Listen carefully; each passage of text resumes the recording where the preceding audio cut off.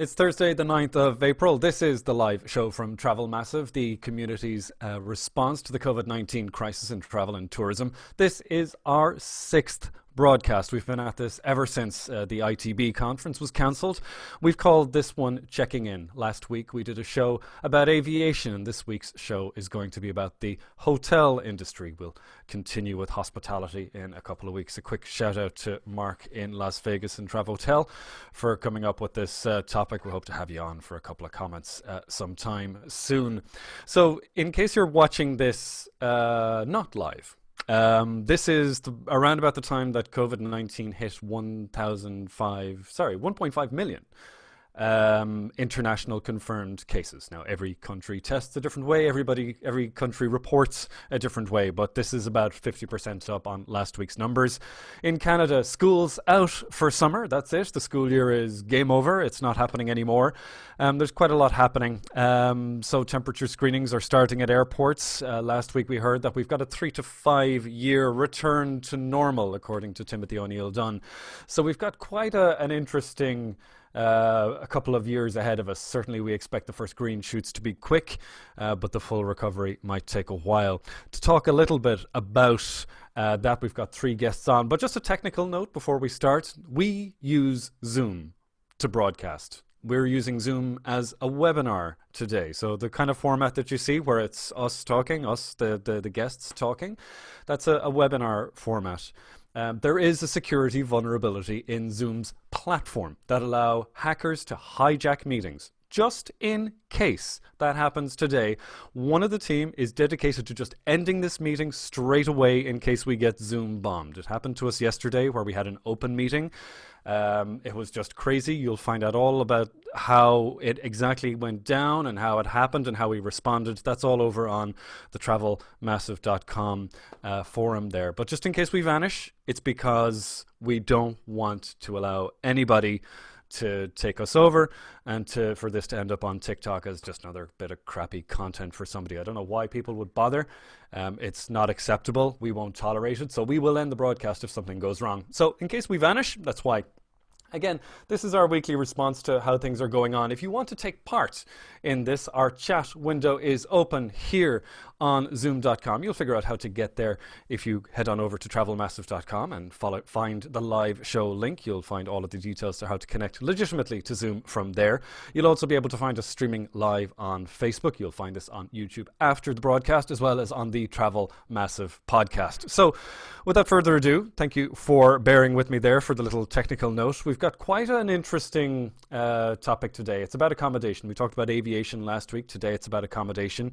Our three guests today are Phil Ibrahim, Laura McKenzie, and we have from London Frank Reeves from Avvio joining us. We're going to talk a little bit about tech. We're going to talk a little bit about two different types of accommodation setups in Berlin and in Glasgow with Phil and Laura. I'm really looking forward to that. Just to give you a sense of the feeling on it, Focus Right and Focus Wire published a piece of research that measured the response in New York. When you think about it, they're really, hopefully the last on the curve, but anyway, they're the last after Europe to really get the full brunt of what's happening with COVID-19. And they measured the response of the outlook of the hotel industry on the 1st of March, when the first case was confirmed in New York. Of course, it was declared as an emergency on the 7th, and they went into lockdown on the 20th of March. But then on the 29th of March, they did the same piece of research again. And the outlook was 80-10. People expected March, on the 1st of March, to be about 80% of business, and at the end of March they were only expecting about 30% of business. And the same outlook is true of how they feel today about June. They expected about 80% of their business to be the same in June at the beginning of March, and at the end of March they're expecting it to only be about 30%.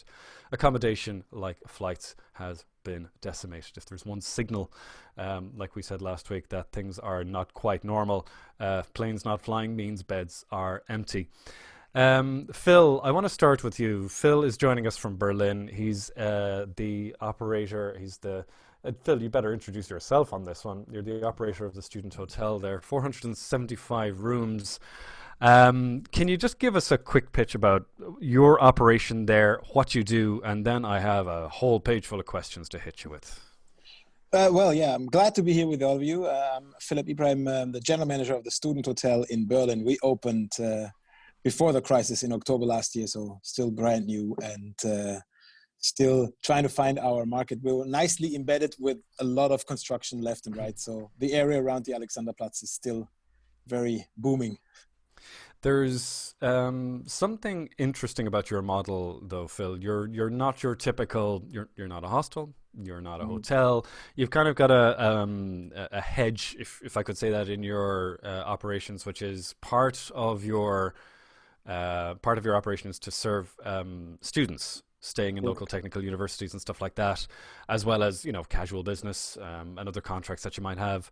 Talk to me a little bit about the students that you're trying to attract Mm. and how it's been going. Well, the hotel has 475 bedrooms, and it's operated under a hybrid model. So we're a bit focusing on students, where 285 bedrooms are for students. So that means they have to study and they stay with us for a maximum length of a year. And the rest of the 190 bedrooms is for, I would say, normal, even though it's not nothing unnormal or normal, hotel guests or guests that stay longer than 2 weeks with us. We do have a couple of rooms with the kitchenettes, which are a bit bigger equipped, but that's the business model. So we're trying to combine several tribes in our operation. And based on that, there are still students living with us at this moment, even though Berlin is very, very quiet compared to usual period around Easter with this weather, but they're still living with us and they're staying with us for that time as well. So that's kind of the tricky part of that operation that we're doing. Yeah. So, in a way, you've got a certain protection from a revenue perspective because of the fact that you still have students there. They're Mm. sheltering now. That's their home. That's where they have to isolate. That's where they have to stay locked down. Is that about right?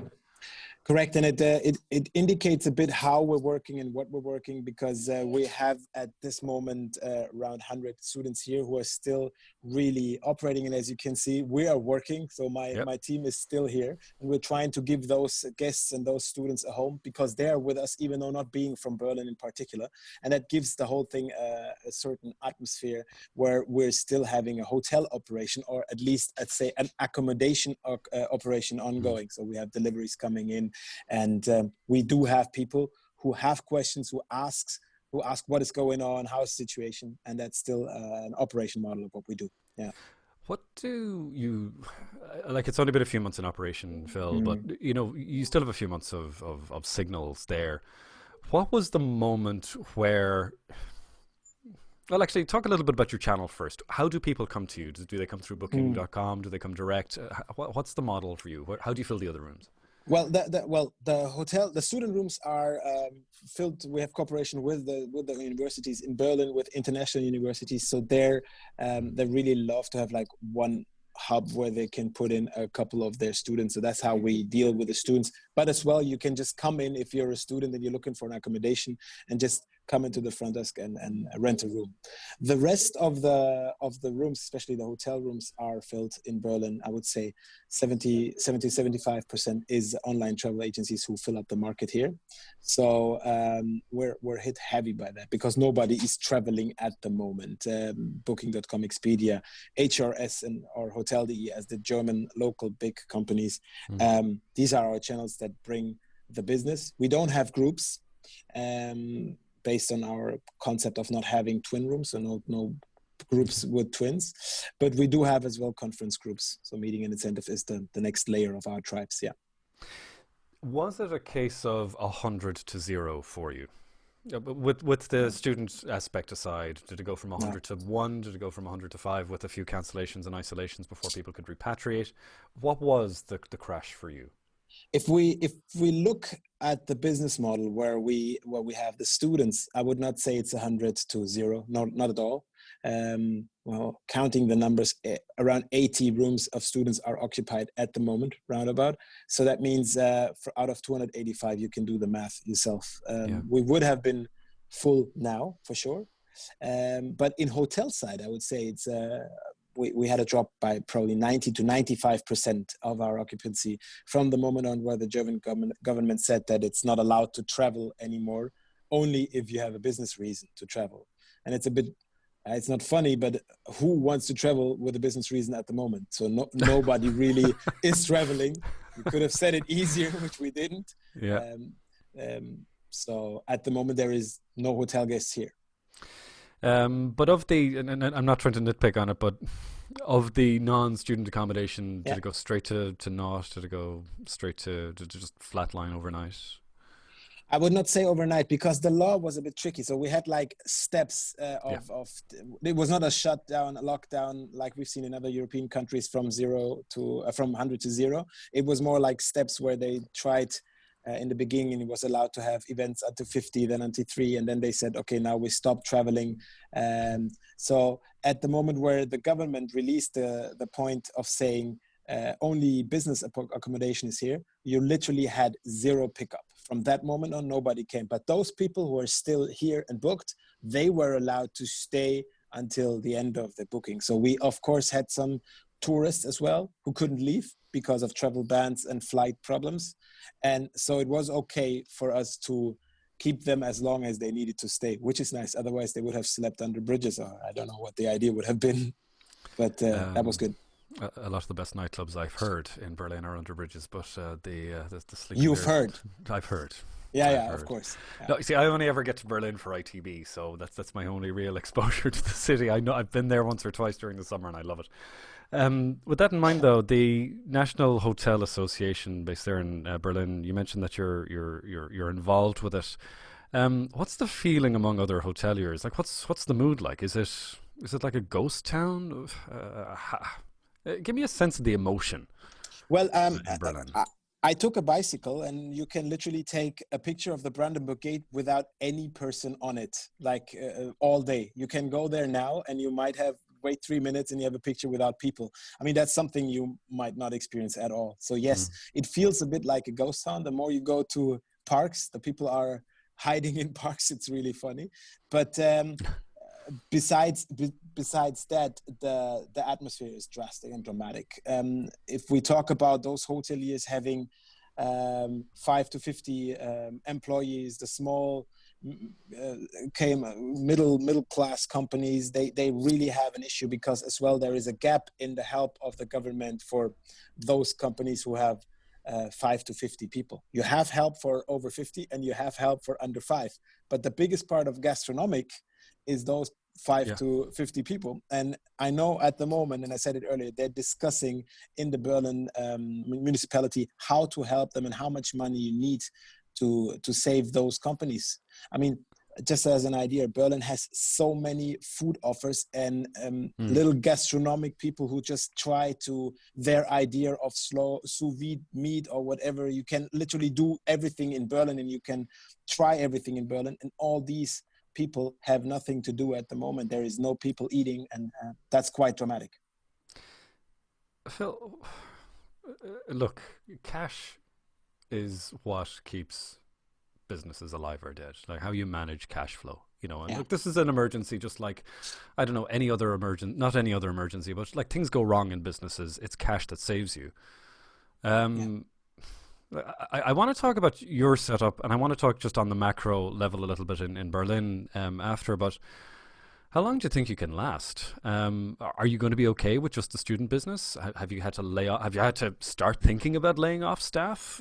How are you going to keep cash the right way to ride this one out? So it's a bit, probably we have to differentiate a bit between our business model, the normal hotel, and the gastronomic partners in Berlin. I would say the smaller your business is at the moment, you're fighting, you're really swimming with both hands, both feet to really stay alive. And I'm not sure if the smaller companies in an area where your profit margin is so small can survive longer than 4, I would say, to 6 weeks. So I'm pretty sure that we will see companies leaving the market, which is sad and which shouldn't be the case, but I'm pretty sure that happens. For those bigger companies who have like a huge huge background with a lot of hotels, I think they can survive longer based on the business models that they have, either asset light or asset heavy. There is plus for both sides at the moment. But if I see that a situation like this has never been there before, my old employer Accor closed a lot of hotels. NH closed a lot of hotels based over Europe. In Berlin, there's massive and very well-known brands just closed. That has never been there before. So, and now speaking of our business model, this gives us a bit of leverage because we still have students, and our model would allow us to still host students or people in our accommodations. So there is a future plan. And I know Student Hotel talks to their investors. They have done all the measures, and I've heard that from all the other companies as well, that there's a close partnership with the partners who are investing in you now, because, and that is the massive information we need to give out, there will be a time after Corona. This is not, it's hard and it's drastic and it's dramatic, but it's not the end of us, and it's not the end of us meeting for a cold beer or whatever we have in the summer somewhere. So the way I look at it is it takes longer than usual to get through to my accountant. He's a busy guy anyway, and just, you know, there's a lot happening. There's a lot of unknowns. There's a lot of questions and people, because it's, you know, there's new fears, financial regulations. There's new fears. There's new projections. There's people don't really know how to. There is no map here. We don't know how to navigate this one. It's a strange one. And to add on that, Kevin, sorry to interrupt you. You asked about the stuff, and I wanna say most of the companies I know and colleagues I talk to, we were able to maintain the situation now with the staff that we have, as well at the Student Hotel.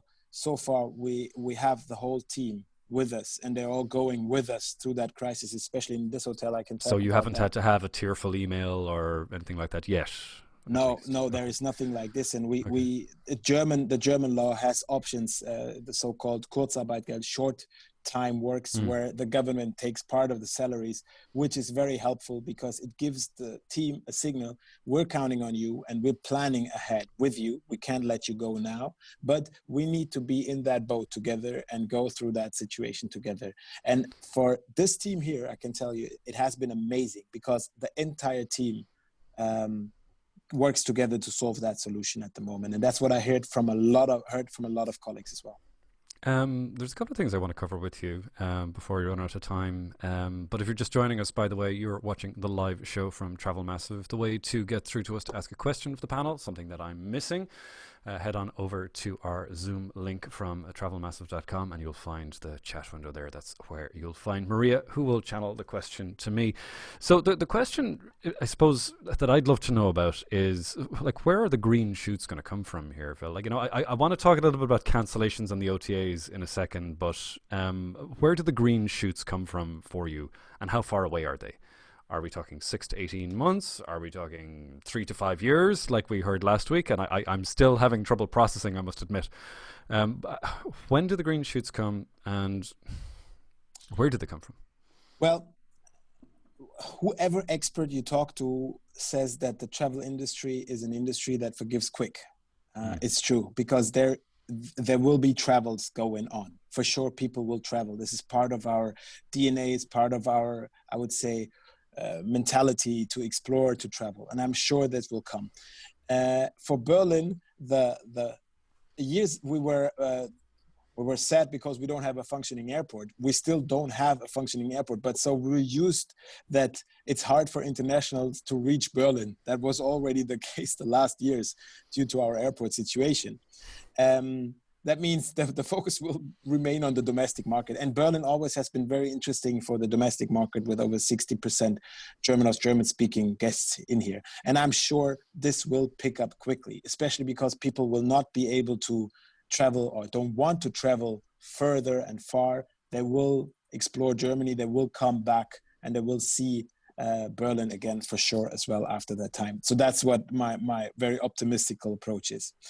Internationally, I can't tell you. If I look at the curves in the other countries, especially the countries that are important to us, they're still a bit further at the start of the pandemic reaction. So I'm not sure how quickly will they recover and work back to our normal travel habits. I can't, I'm not expert enough to say that, but it will take longer for sure. And I mean, the biggest difficulty for Berlin and for big cities, especially those who are hanging on the meeting and events market, will be that larger gatherings, trade fairs, trade shows, everything that is like the ITB, which is a very important point, not only in our personal agenda. That will be interesting to see how will they proceed with gatherings of a lot of people, sports events, and so far and so forth. And I think that will be an issue. What was the cancellation avalanche like for you guys? Every whether it was a tour operator or an airline or somebody, there has been a lot of pressure, immediate pressure on travel companies of every type to cope with the avalanche of cancellations that were coming in. What was it like for you guys, and what's the future of that, given that you do a little bit of work with online travel agencies at the moment? It's interesting to see that all the experts and all colleagues realize, and said it already before, that the bookings that are through your own channels are the most valuable ones, obviously, because they are probably more loyal, they are closer to your business. What I see and what is really going to be a factor is the communication towards our partner, the definition of a partnership. I mean, I'm not a good OTA basher at all, because I really work with them, and when they invite to a party, I try to make sure that I drink enough of the money. I'm going to go into a lot of detail with this with Frank Reeves in a minute from Avvio. He's our direct booking guy, but no, it's more of a curiosity. Like just to give you a little bit of context, there's war, absolute all out. Maybe that's not the right word. There's a big fight going on with IATA, the airlines, and travel agencies for refunds. A huge load of tension there, and it's kind of the same sort of intermediary relationship there, a lot more structured, but dealing with the platforms, and you don't need to go into specifics, but what was it like dealing with all of those cancellations? Well, there's, as a hotelier, you have always to say you have a social responsibility for your business and for your staff members, and at the other end, you want to make people and guests happy. I mean, we live about having people happy. So if somebody wants to cancel, usually would say, go ahead and come again. And this time, for the first time, I would say most of the travel partners and the hotel partners really stick to their cancellation policies and try to get and secure as much money as possible in. That was probably a difference than before. So we talked a little bit about what it was like to go from, 100 to near zero for you guys, at least on the incremental bookings. And just to bring in a question from the chat here, sorry I don't have your name, but it was one of the questions that came in as well about going from 0 to 100 again. When the skies are blue and we're flying and everything is back to whatever new normal is, what's our biggest challenge there, Phil? And one of the reason I'm asking is that one of our question said, like, are there going to be new competitive variables? Are we going to be competing on, instead of being at the usual price and maybe location in your case, will it be about eco-credentials? Will it be about other factors that we haven't really figured out yet? What is 0 to 100 going back to normal? I can answer that only on my personal feeling. I'm not a science expert, but yes, I think the eco approach will have a massive impact on what our future travels will be. Probably people will be much more keen on where and what and how to travel. Probably not in the beginning, because in the beginning people want to travel. They want to travel. That's the first thing they're going to do. You won't see people fleeing their houses and their 100 meters around the hotel places because they have seen every stone around that. But I think the result in the head will be that the people will see and a bit more into details what and how they travel, where to travel. So I think the social side and the responsibility is a key factor. And the other thing that you asked, yes, I'm sure there will be new competitors. When I look at Airbnb, who was literally the winner of the last global crisis, at the moment, it doesn't seem like they will be the winner in the future. I just don't see it yet. So let's see who takes the spot and who's going to be the new catchphrase. The next Uber, Airbnb will be this and that. So I'm curious to see if that is not something more eco-related than before. I'm pretty sure. Phil, I'm going to bring you back in for a question towards the end, but for the time being, Phil Ibrahim from Student Hotel in Berlin, thank you so much for joining us on Travel Massive Live. If you've just joined us on Facebook, thank you for stopping by. You'll be able to collect the entire broadcast on the Travel Massive podcast or on YouTube after the show is done. We come together every week for 6 weeks now to talk about different ways that we can cope with the COVID-19 crisis as a travel industry. It is produced by the Travel Massive community and features quite a lot of Travel Massive members. Somebody that comes from the Glasgow chapter, not in any way alien to Chris there, is Laura McKenzie. And Laura is the best description I can think for Laura, if you don't mind me saying, is that you are a hotel startup. That's your background. That's what you're doing there in Glasgow. Tell me a little bit about your timing here, because I have a note that said this isn't your first hotel. This is something new that you started 18 months ago. You've had 2 winters and a summer by my calculations, but you're based next to one of the attractions in the city centre. Tell me a little bit about Cathedral House, if you could, please. Of course. Cathedral House is a former halfway house. It was a halfway house for female prisoners from Duke Street Prison, which is just down the road from the hotel. And it was built in 1896. So it's a baronial house. It's had many different uses over the years. And when we purchased it 18 months ago, it was possibly the worst hotel in Glasgow. It was second from the bottom on the TripAdvisor list. Now, hang on a second. No. Who was the worst? Who was the worst than you? The bizarre thing is that I can't remember. I just remember thinking that I was second worst. Well, if anything, it adds a bit of credibility to it. Hang on. So you took something that was the second worst hotel as a destination, as a brand, as a building that had a hotel operating in there.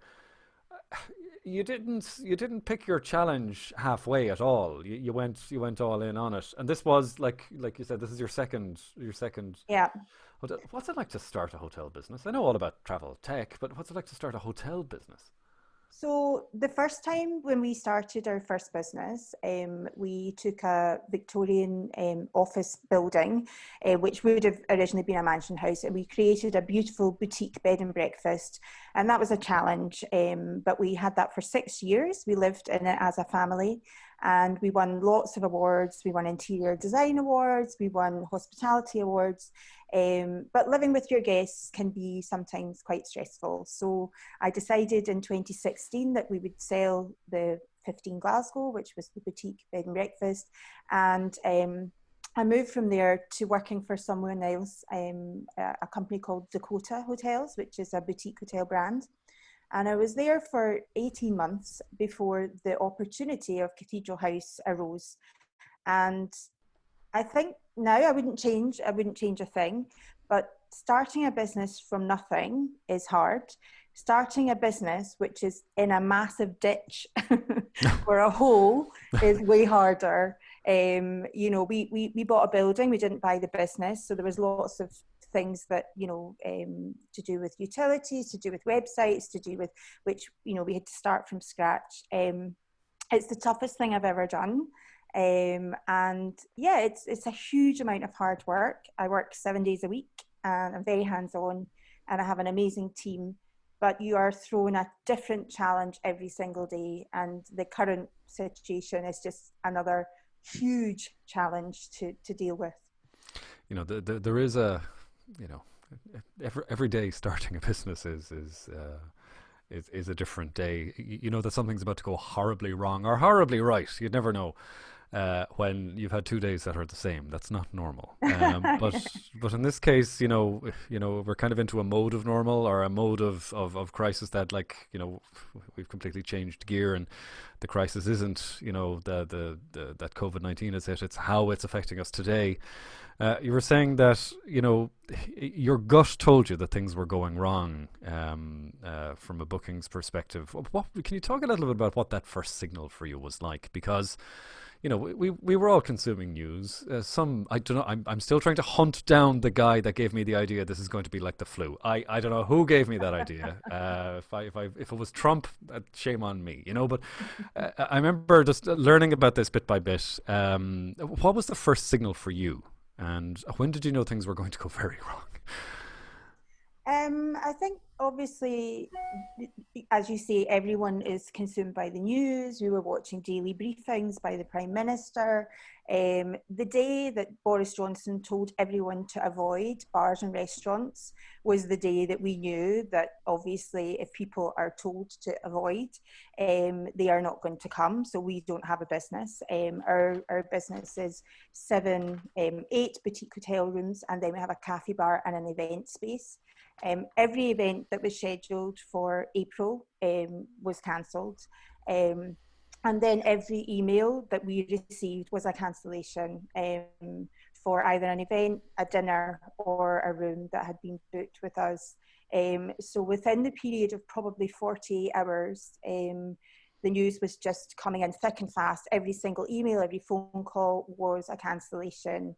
And we decided to stay open temporarily on the off chance that our insurance would cover us if the government told us to close. But obviously, as many people have had problems with insurance companies, we weren't covered anyway. So on the 17th of March, we decided to close the doors.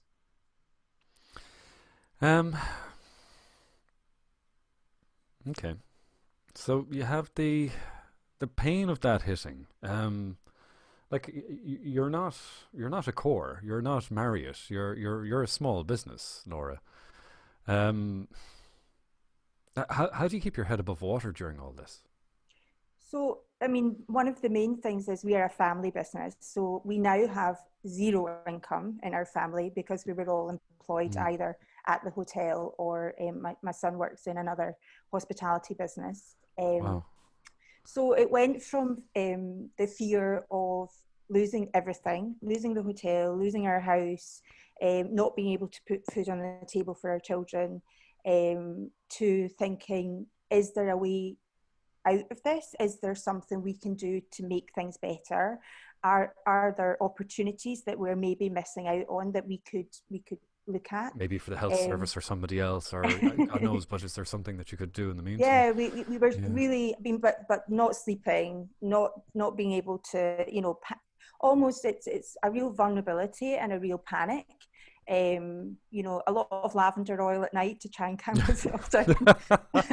And probably too much gin, I have to say. But no, it was definitely, it's the most panicked I've ever been about my future ever in all the years that I've been alive. So there was no one to give you a salary. There was no one to, but more than that, I have a team who are like my second family, who all wanted advice from me as to what they should do, and I couldn't provide it because nobody really knew for a good 48 hours, maybe even a full week before things start to slot into place that might support our business.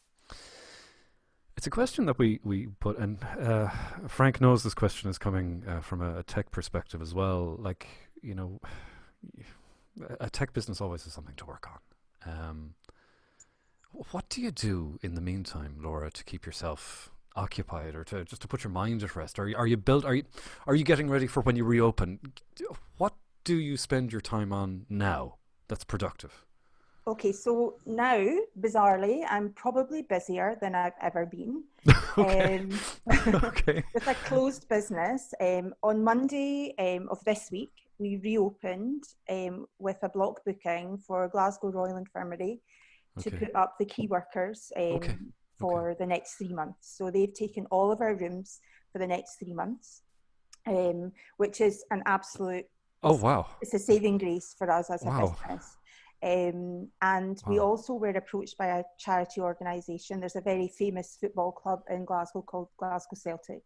And the Celtic Foundation is an amazing charity, and they approached us because of our proximity to the Glasgow Royal Infirmary to produce meals for the key workers.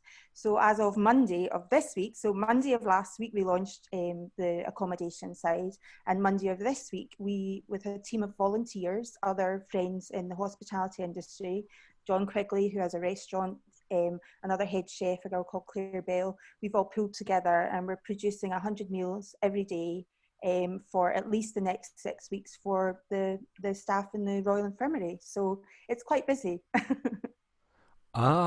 You've caught me short, Laura. No, we were supposed to have you on to talk about the peril and the absolute panic and panic. I'm sorry. Wow. Sorry. No, this.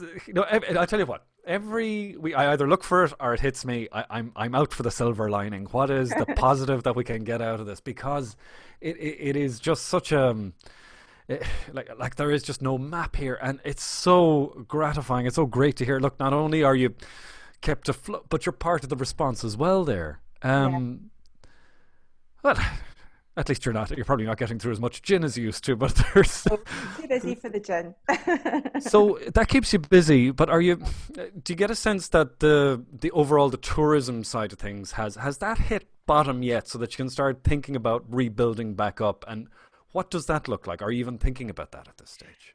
No, we are 100% thinking about it. In the first few days, once the reality of the financial situation that we were in hit, we decided that regardless, we were going to use the time to, we're a new business. So last year we didn't have a proper PR strategy. So we decided we were going to use the downtime as a time for us to create a marketing and PR strategy to build the business.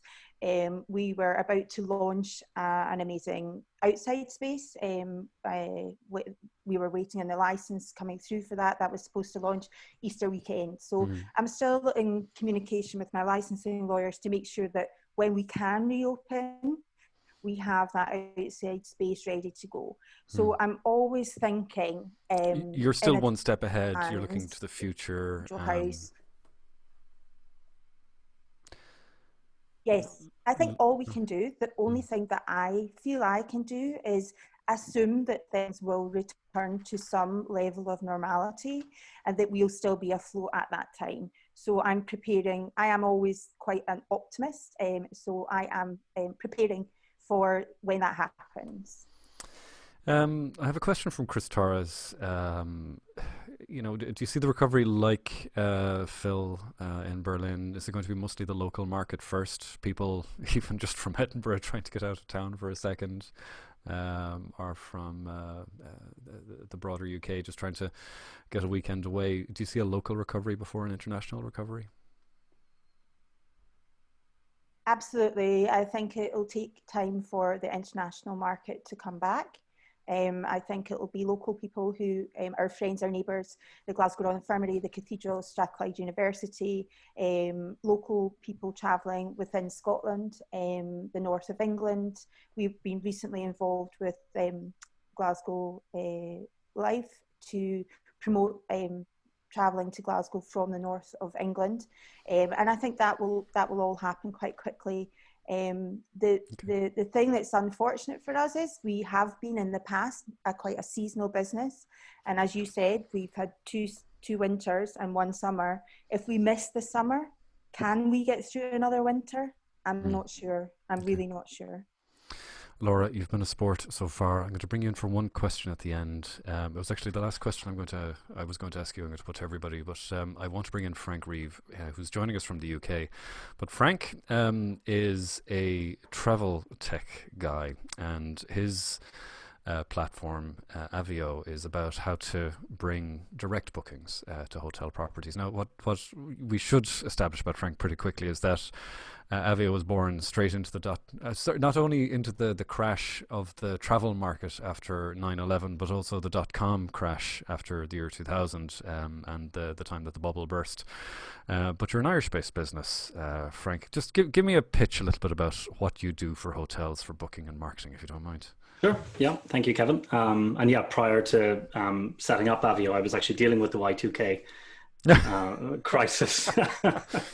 So here we go. That's a lifetime ago for some of our Here we go viewers. So again. we'll leave Yeah. that out for another day. But wow, So that's interesting. yeah, in a nutshell, what Avvio do is help hotels, so private non-franchised hotels, help those hoteliers maximize direct bookings, i.e., bookings and e-commerce through the hotel's own brand website, and as a result, being less dependent on third-party intermediaries, OTAs, Booking.com, Expedia, who have until now played a valid role, but we believe that hotels should be working very hard to maintain and increase profitability and not shift unnecessary profitability through to third parties. So first booking engine, hotel website booking engine in the Irish market. I was back, I think, in 2001. And we've evolved now into a full service sort of brand.com partner where web design, digital marketing, e-commerce, personalization, the whole set of solutions required for a scalable, powerful brand.com strategy. So you're based in Ireland. You've got some strength in Ireland. Most of your business is outside of Ireland, though, at this stage. Yeah. And the way I put it was, as soon as you figure out the booking component, once you can transact to pre-book a room directly with the hotel, you create an immediate problem because the OTA brings you business that they found. So you've also done the digital marketing piece as well to help the brands bring their own traffic in to the booking itself. So you help with the digital marketing, it's marketing into things as well. It's that full end-to-end cost of acquisition bit. So from hotel website design to digital marketing, optimization, pay-per-click, display marketing, meta search, all the way through to the user experience on the hotel website across multiple sessions to really try and understand the user journey and nurture the booking intent. All the way through to deliver and then booking and then to retain that booking, which is, So what I like about your business, Frank, for this conversation, I should say, is that you've got direct contact with these hotel companies. Like, there's a lot that I don't understand about hotels. Can you give me a picture just how the industry, just in 20 seconds, how is the industry structured? Because sometimes I see that, like, they've got the whatever Holiday Inn logo at the front, but it's an independent company at the same time. Yeah. Give me just a sense of what the landscape is. I think the easiest way to think about it is that the industry is made up of franchised hotels. So those hoteliers that are operating a license for a trademark, be that Travelodge or Holiday Inn, or all the way up to the high-end kind of Hiltons and Hyatts and Sheratons of this world. So you've got that broad area of franchised hotels, and then you have sort of, let's just say, non-franchised, and they could even be, they're privately branded, Adair Manor, Ashford Castle, the Merry and Ampersand, thousands, right? So, and they're either privately managed or they're sort of the management component is outsourced maybe to a hotel management company. But franchised and non-franchised is the easiest way to think about it, and we work mostly with the unfranchised hotels. Okay. So you'd be in contact with these guys on I suppose on a daily basis, because you were telling me before that when the crisis really hit, when it was obvious what was happening, you had what used to be the volume of transactions on your technology coming in for bookings that reversed and went to cancellations, and you were still mad busy. Talk to me about what it was like during the last couple of weeks for you guys, but then maybe give me a sense of what it's been like for the hotels, your partner hotels. What have they been up to since? Yeah, I mean, we've gone through a number of phases really, but the first phase, I mean, we went from transacting thousands of bookings a day, probably 300 million euro of annual hotel booking value, to very, very little. I think at the lowest point, we transacted something like 81 bookings in one day mid-March. Okay. So from thousands per day to something like 81. So that trend was contrasted with the trend in cancellation. So that at some point in mid-March, the only traffic through to our hotel websites was for the purposes of cancellation. Now, a very early strategy we had with hotels was trying to mitigate some of that cancellation and offset it with voucher purchase. So could we try and keep the relationship, particularly with a domestic customer who has to cancel for very understandable reasons? Could we try and shift that relationship into one that is a voucher transaction and try and maintain a customer, albeit one who doesn't know when they want to travel, and maybe even discount and incentivize that voucher? So we had then a corresponding uptick in hotel voucher sales, which generated some much needed cash. When bookings were non-existent, we had some voucher revenue mid-March. That's all but dropped off now. But I think for any hotel, maybe listening now or listening later, any hotel that hasn't yet emailed the customer database, particularly your domestic customers, who do foresee a time when they'll be able to travel, and because we know international inbound won't exist for a while, your domestic market won't be able to travel internationally for a while.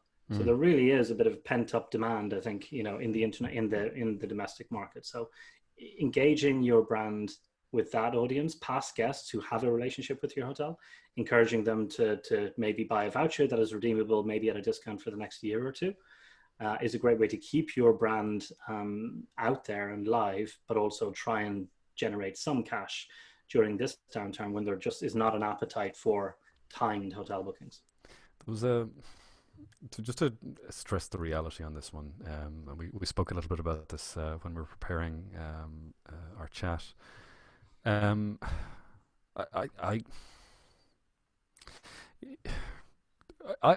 kind of, sorry, I have to just be honest with everybody. I've watched Contagion since, it's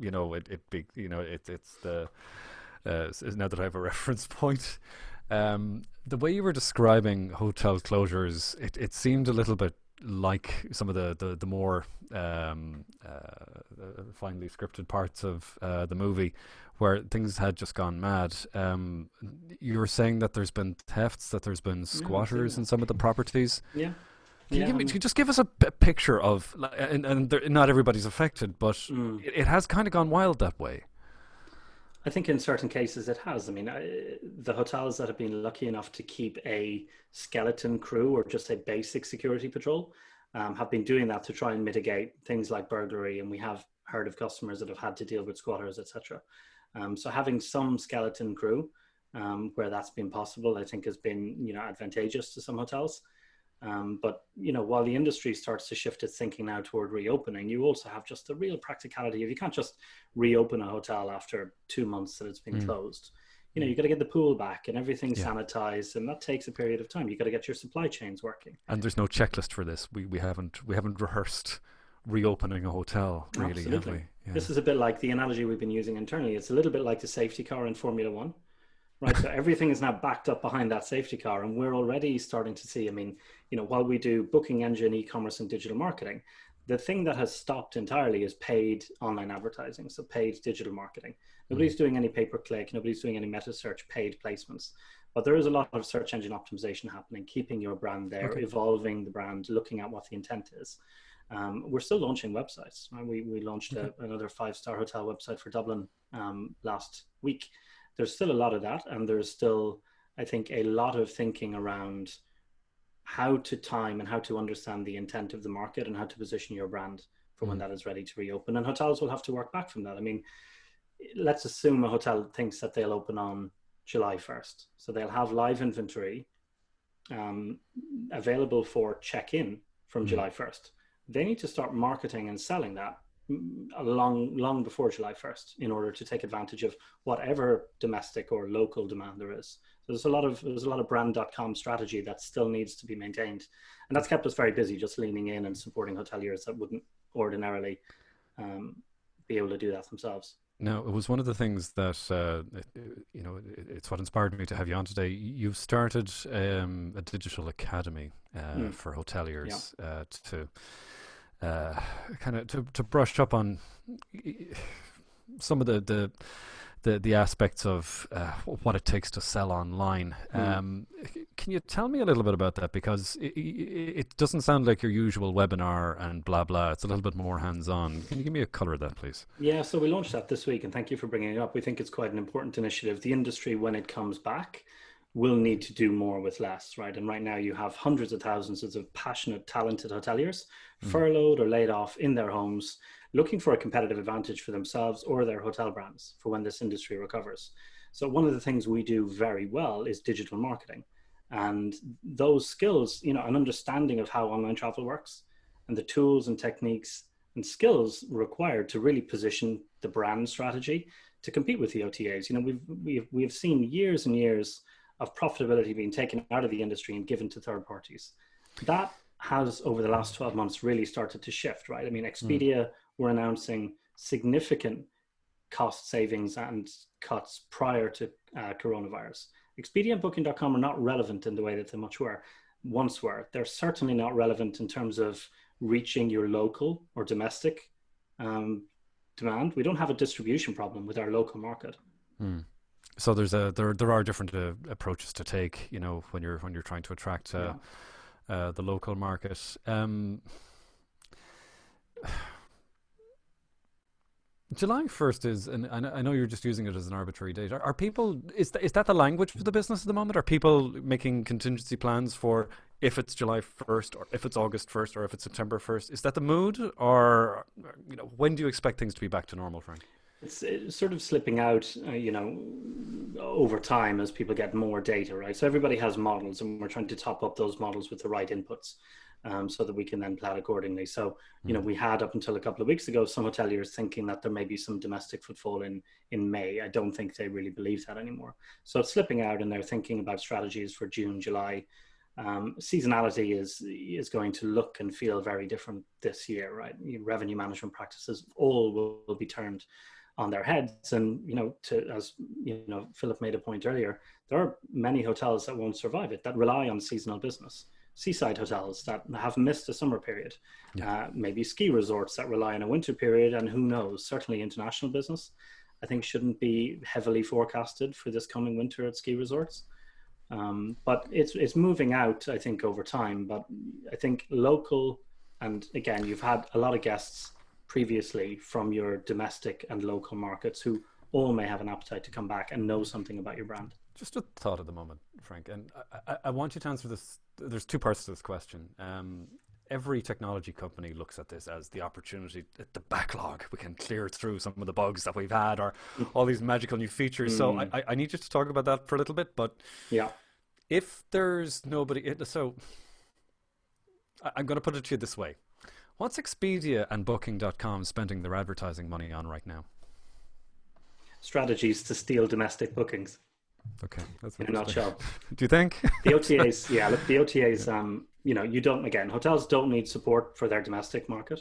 Your domestic customer books on mobile instead of desktop because they understand more than they do international. You take a London hotel, the majority of their bookings through their website come on a mobile device for their domestic market. No Americans book that hotel via mobile, you know, because you have different needs. So the inbound tourist will probably come through the channels. Local is more certainly in terms of distribution strategy. I mean, the game has changed. This is why Expedia were really kind of overcommitted prior to coronavirus, right? So they didn't cut costs because of coronavirus. They did that long before coronavirus. Google is a major travel player. Metasearch is a major travel player. Your domestic customer doesn't need more than that. You have all of the tools you need to throw the net as wide as you need to in your domestic. Like if you're finding one of your clients, Adair Manor, through a meta search, it doesn't seem it's a destination brand. You know about this already, and a local person will know where they want to stay. To your point, what are you working on at the moment, Frank? Before we get to the last question, what do you plan, or what are you working on that's really cool at the moment? We've aligned. Certainly, all of our digital marketing team are now actively training hoteliers. So as we record this, there's a hotel digital academy going on with over 1,000 hoteliers, where so all of our team are live and online, guiding hoteliers through upskilling in the area of digital marketing and digital distribution.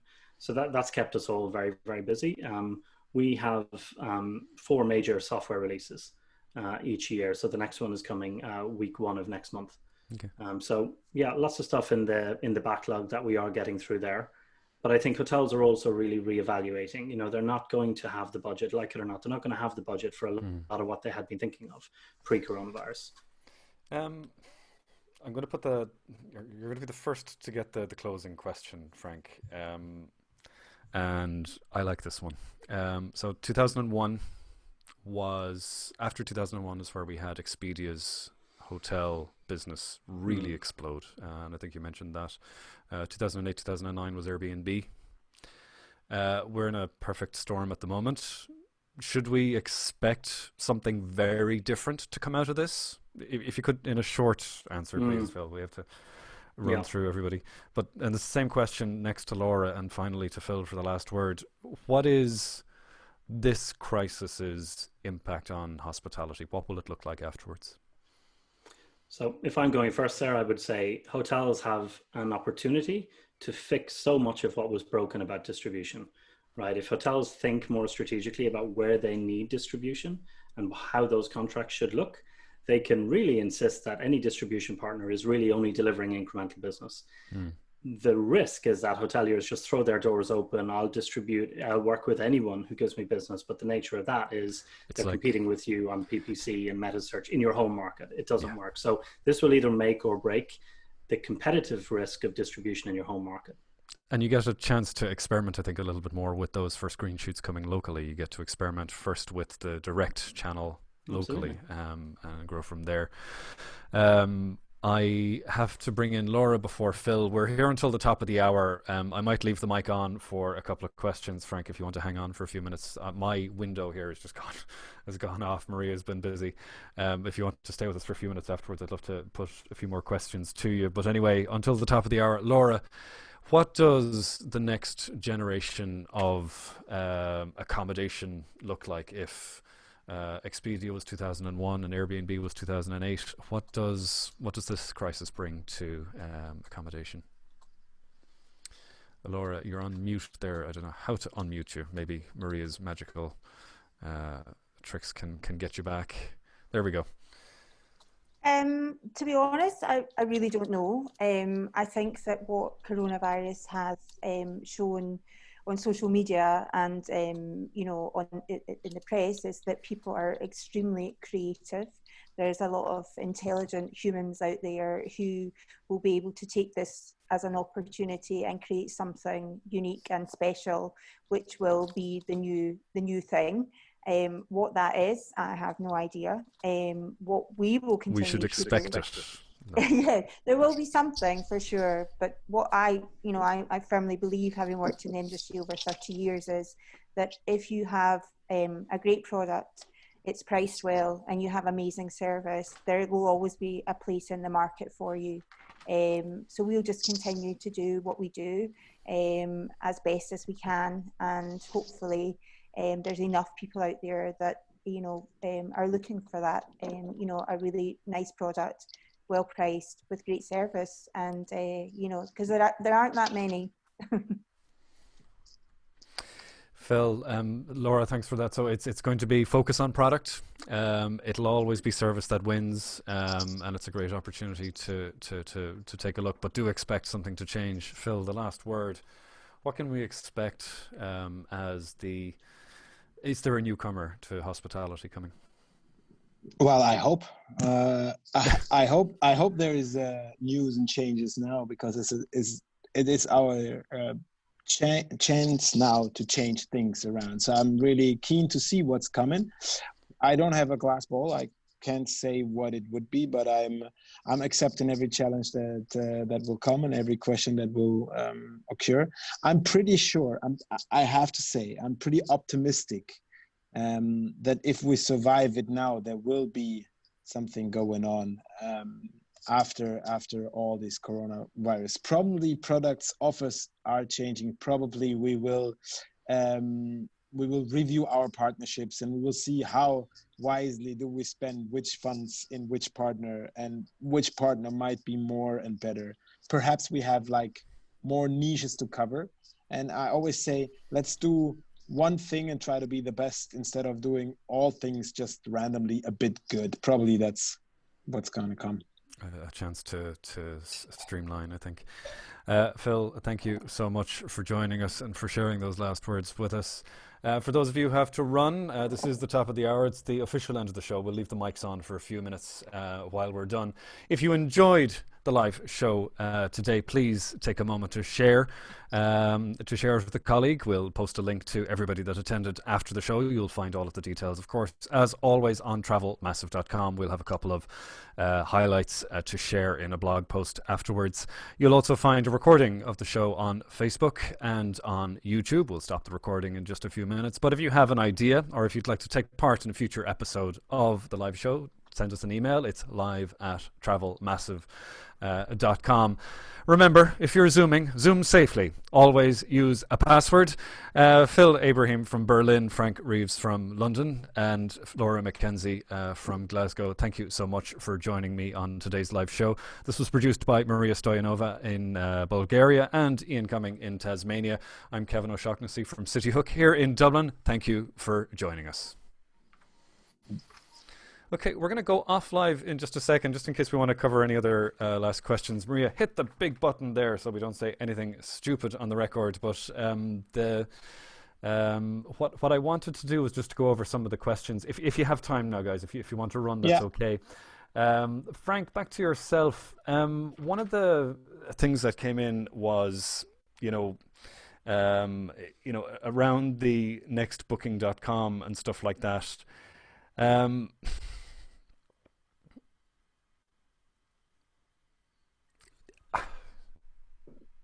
From your own perspective, is there not a temptation to be looking at a massive pivot or looking at building the next platform there? Is there any temptation to be looking at really blue sky kind of projects, or is it just we'll work through the backlog, we'll support people as much as we can? Is there any temptation to go to somewhere wild and new?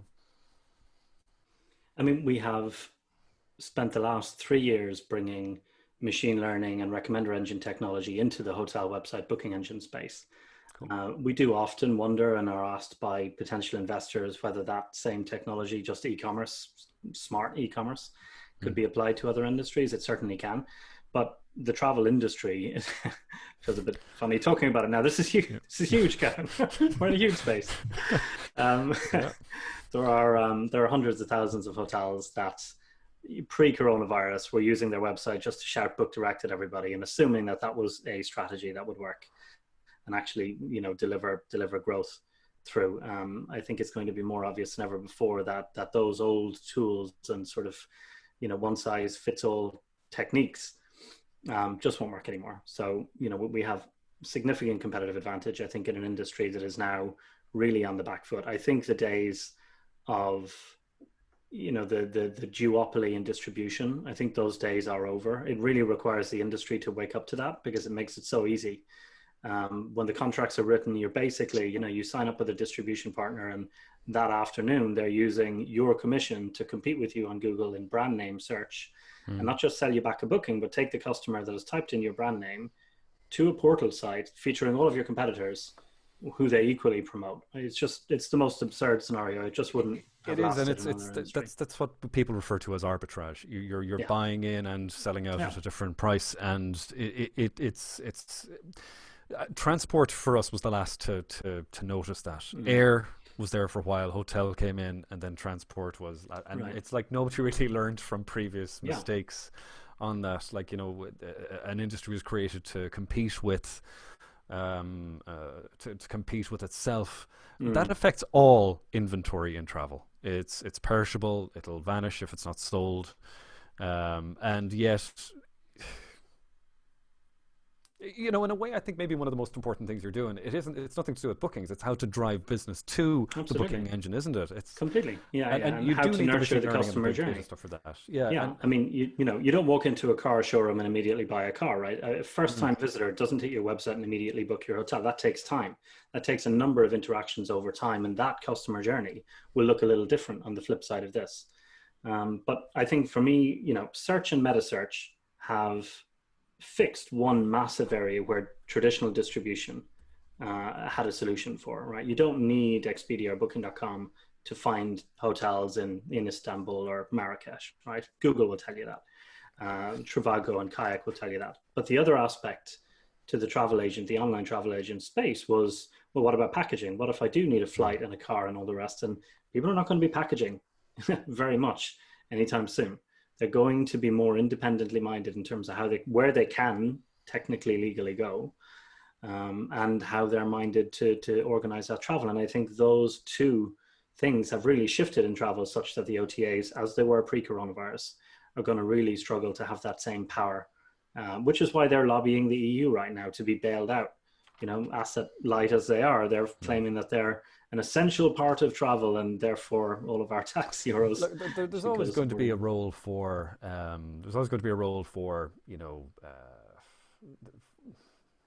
discovery. Distribution. That specializes in discovery. How do you find the thing that you get? how am I going to fly to San Francisco tomorrow? You know, sometimes the answer is going to come from kayak, you know, and it might be a case for accommodation as well, but that doesn't mean that it should be the only channel. There's always going to be a value add from tour operators. There's always going to be a value add from event bookings, and, you know, different types of, there are different. But right now you don't actually book your flight on Skyscanner. You don't book your hotel on Trivago. You discover there, and those tools are aligned every bit as you know, as much as Google, to pushing the customer to your direct channel. So if you don't work with a single OTA, you'll still be on Kayak and Google and Trivago and all the rest of them. You'll just be the only channel. Phil, you've been a great sport, and it's something I'm glad I discovered about you today. If only to get the word out that, you know, once you solve one problem, you can also solve the second one through Avvio. Thanks so much for joining us to talk a little bit about marketing and what to do next in the business. If you have to run, that's okay. I have a couple of questions for Laura and Phil before we wrap up as well. But again, thanks for hanging on for a couple of extra questions on the recording here. Laura, I wanted to just get a little bit more into the emotional side of this as well. I'm so, look, you caught me. You really had me by surprise. You really, really caught me by surprise there. I'm so glad. Like, this is the thing. You know, you've got the megacorps, and you've got the medium and the different tiers down to the. I hate using the word, but it's a mom and pop kind of operation. It's a family-run business. It is a wholesome small little team, and you found a niche, you found a lifeline, and you're still going. Can I ask though, for companies that don't have that lifeline, you might need to unmute her here, Maria. For companies that don't have that lifeline, what are people not asking for? What is the help that people need that they're not asking for, or they don't know how to ask for? How can we? It's a trite thing to say. How can we help? Well, I mean, this situation, what you're doing right now is helping. I think probably the thing that is the most frightening is that you're on your own, you are learning everything every day, but there's actually so many people like you who are all in the same boat. So, for example, the other day I took my dog for a walk, and I met someone who I used to work with who also has her own business.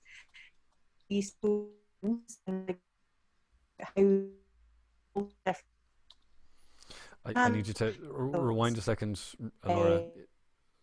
Thanks for doing how we work. Hold on. Wait, we've lost you there. The signal just dropped. You were saying, that we lost you at the point where you were out walking and you bumped into someone. Maybe rewind the story a little bit. Go back to there. Yeah, basically, I met someone who is in exactly the same boat. It's not a hotel, but she has a restaurant, and we had a really good discussion about how to deal with all of the situation that we've been thrown to, how to furlough staff, how to apply for grants. Had she had any feedback back from Glasgow City Council, and it was so nice to meet someone who is in the same boat, because right now I don't have a team, it's just me, and I'm reading everything that I can, but I'm still not sure what I should be doing. I don't want to miss something. So the help that we need is forums like this, or there's a Facebook page that I read every morning, which is a hotel page based in Glasgow, based in Scotland, sorry. And it's just getting the right information at the right time so that we can optimize our survival by doing the right things. A question from Peter Trolls just gave me another idea for a question for you there, Laura. Glasgow is a relatively new destination. There's Paris and Venice and Barcelona, and there's always great cities. And Berlin, of course. Lest I forget, but there are the top 10, and I'd put Dublin and Glasgow maybe somewhere in the next 10. Do you know what I mean? So is there a sense that because it's such a new destination, or a recently discovered destination, that recovery might be a little bit slower to Glasgow once tourism is rebooted, once we're allowed to get back on planes?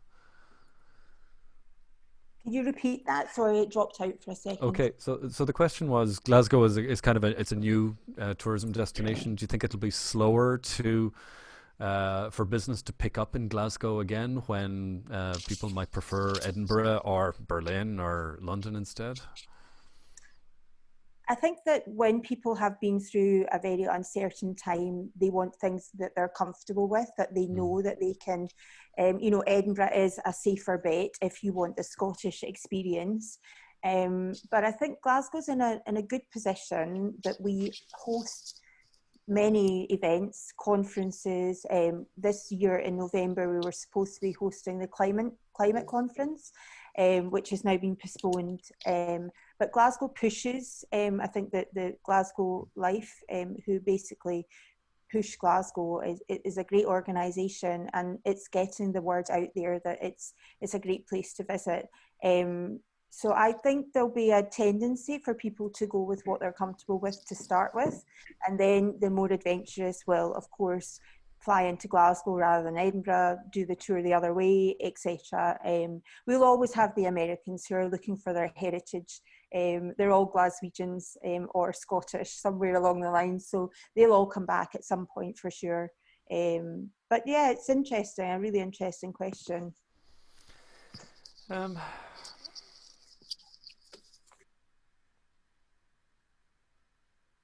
I'm trying to top a question that I've had here from one of the from somebody on the floor. Is it a chance? And it relates back to one of the last question I put before the official end.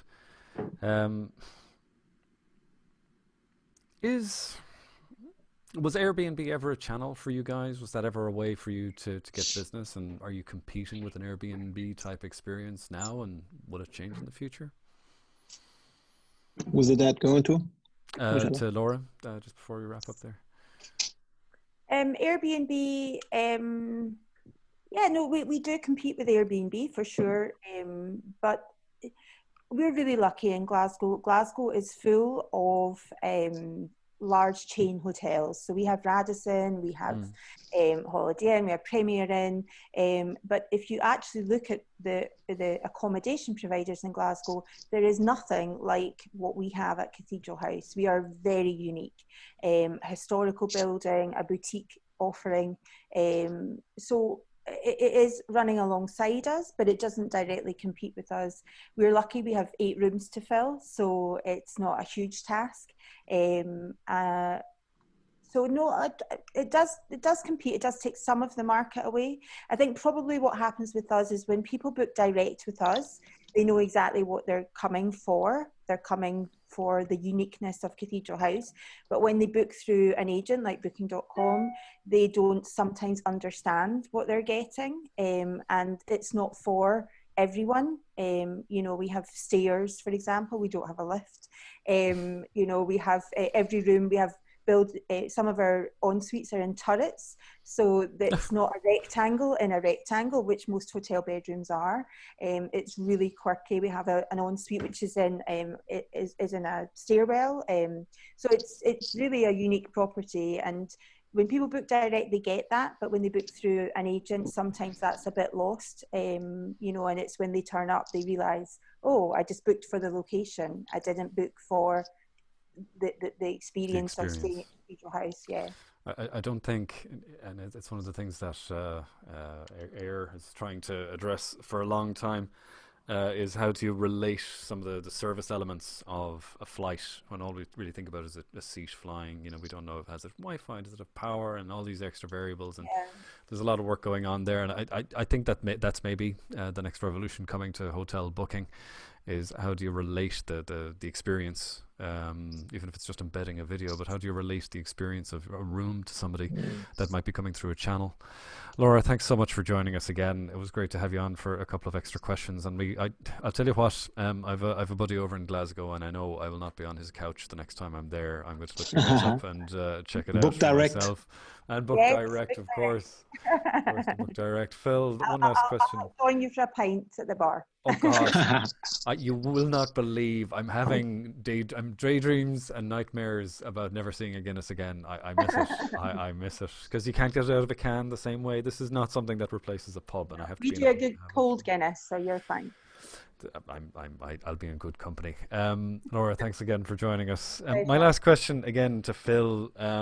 It's one that's standing out for me here. You know, there's an old joke in American business that the two most terrifying things to hear are "Hello, we're from the government," and secondly, "We're here to help." But so, one of the things that, you know, it's kind of a question I put to Laura as well. But are there problems that we're not working on? Is there problems that, as a business, we're not helping each other with? Is there you know, is there something that as an industry we can come together and address now that we have a chance in a little bit of a downturn, in a little bit of a quiet time? What should we be working on and how should we be helping each other? Well, I think I will definitely shoot that back to the ability of generate direct bookings, because we made the partners big. I remember when I started in the hospitality industry, we were checking the computer once a shift. So wow. And the rest was like direct fax or whatever. And that is not, as you can see, I'm only 21 years old, so that's not far ago. But I really think that in the moment where there is a partner who can do one part of the customer journey better, that's great. And we have to control it as being part of our game. And probably as an industry, we should come together and really understand those partners as a partner that deliver a service where we're not good at. And we should try to be sure that the major thing of that work is still on our side. So make the stay so memorable that these people don't need to search something new. That will be something that we as an industry can work together on. And I think on the small scale, like in Berlin, I experience in Berlin, and it's something that really drives me crazy, that the acceptance of this industry and the power of the industry, not only for the people working with us, but all the shops drivers, the shopping centers, the taxi drivers, the local event makers. This effect on this industry is not so well seen in the German government, I would say, and especially in the Berlin government. It's sometimes ridiculous if I see and watch what they are saying and what they don't understanding. I don't so understand. Is it a chance to at least educate the lawmakers as to what actually tourism is?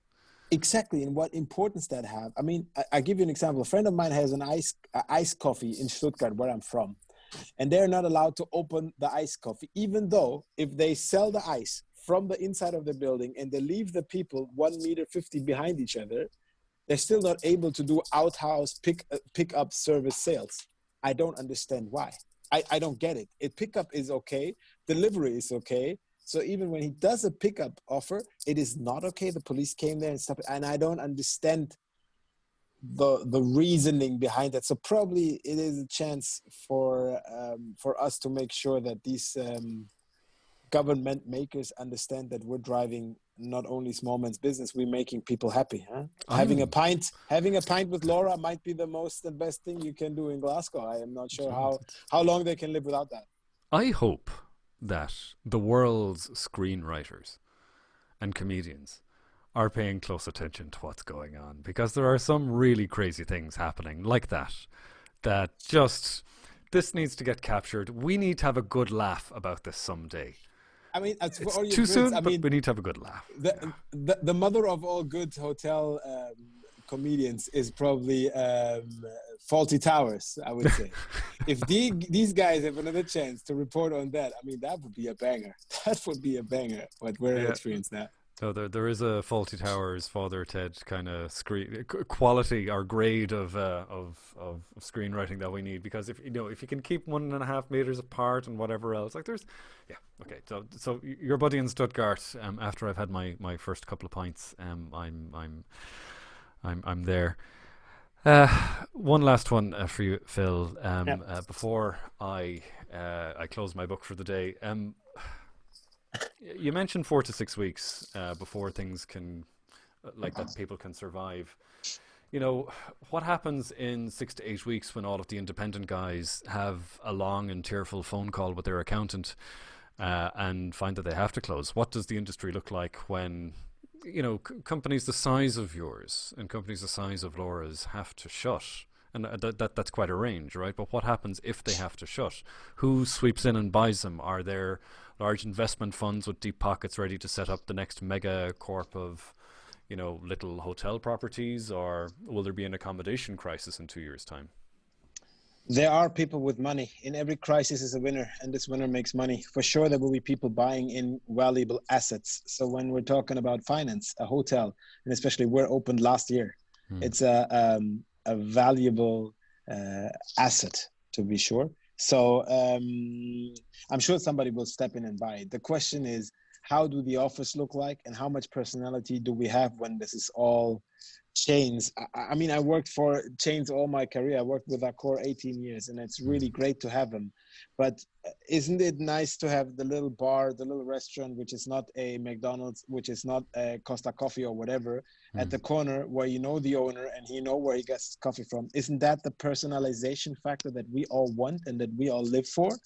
So I'm more scared of those small little I do myself kind of businesses to run off, and I don't want to imagine a world without them, to be frank, honest. And it starts with the baker, and it ends with the bar and the pub around the corner. And but to keep it positive, I am 100% sure this is not going to happen, because politicians work on votes. The more people are unhappy on streets, will not vote for them. That is the trigger. So we have to make sure that politicians understand we're not talking about us four in the chat. We're talking about, I don't know, something 20, 40, 60,000 people wherever you are that have an issue at the moment. And if they're not voting, then they will run. Obviously they will. Phil, it all boils down to a vote at the end of the day. It's a reassuring way to say that we're not completely lost, and it's not a complete reboot that we'll have afterwards. I got a lot of reassurance, you know, that this is my way of, in a way, it's my way of coping with what's happening. I got a lot of reassurance talking to you guys today, and as well as to Frank earlier. Before you had to dash off.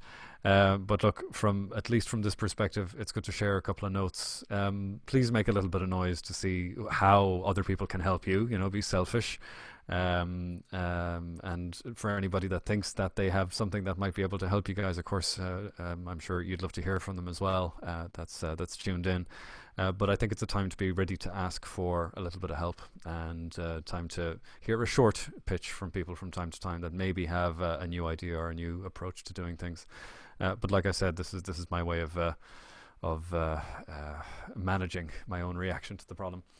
Folks, for anybody that's still on Zoom here, and for anybody that's tuned into the podcast, the extended version of this show, the live show number 6, checking in. Thanks for joining us. Thanks to Maria for hanging on an extra little while, and to our guests for being with us for an extra bit of Q&A. We're looking forward to seeing you next week on the next live show. So thanks for tuning in.